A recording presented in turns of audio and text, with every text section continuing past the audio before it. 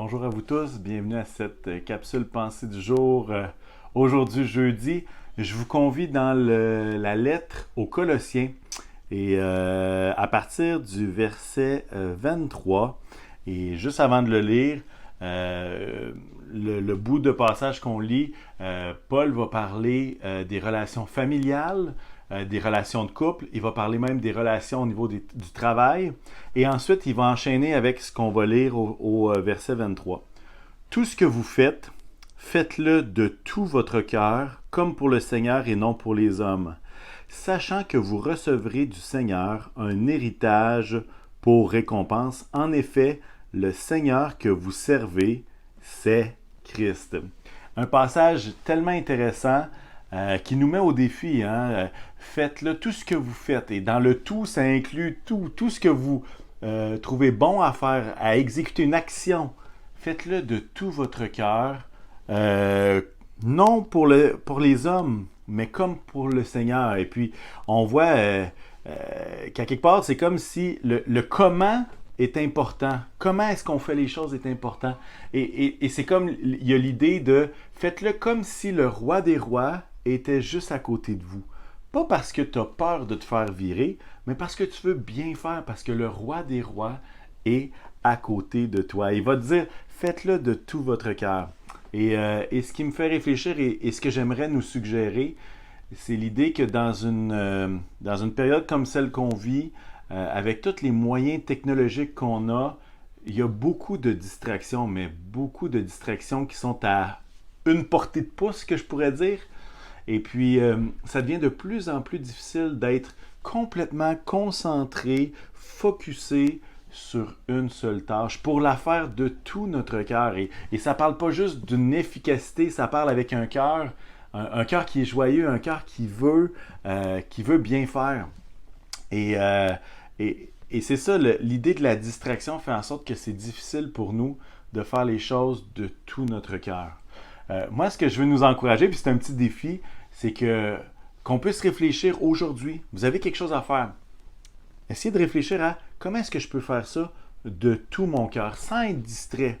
Puis, vous savez que la distraction, faire plusieurs choses en même temps, ce que ça produit, là, ça produit un, comment je dirais ça, un niveau d'anxiété qui augmente parce qu'on a tellement de choses en cours qu'on n'est pas capable de focusser et c'est l'anxiété qui monte de ne pas pouvoir faire toutes les choses.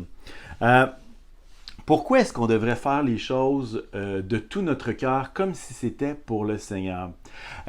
Le passage qu'on lit va dire faites ça de tout votre cœur, sachant que vous recevrez du Seigneur un héritage pour récompense. Et là, on dit, OK, un héritage, qu'est-ce que ça veut dire? Dans d'autres versions, ça va parler sachant l'héritage qui vous est promis. Dans le sens que ce qu'il est en train de dire ici, c'est que c'est pas que quelqu'un dans votre famille va décéder puis vous allez hériter. C'est pas ça que ça dit du tout.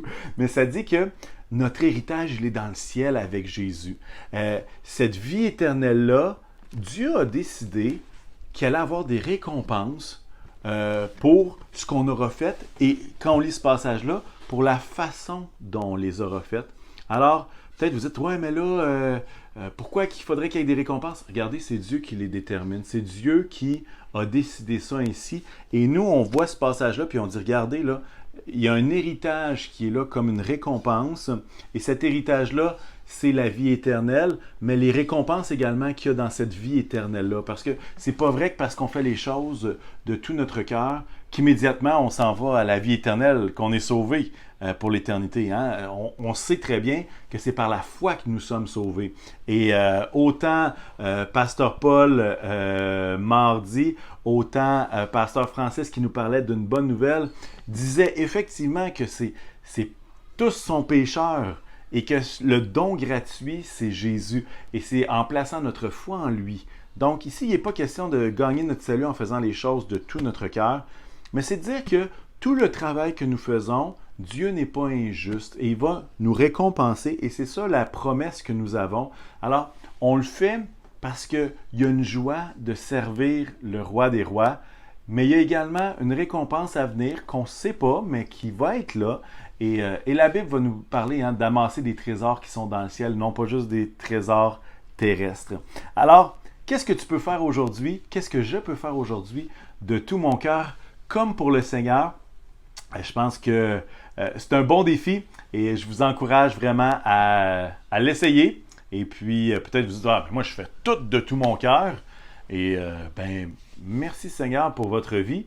Mais dans mon expérience à moi, peut-être que je suis le seul comme ça, mais c'est de plus en plus difficile de mettre tout son cœur dans une chose et après ça passer à l'autre.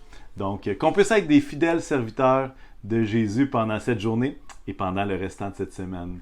Alors, c'était ça la pensée du jour. J'espère que vous aurez amplement à mijoter, à réfléchir et soyez bénis tout le monde.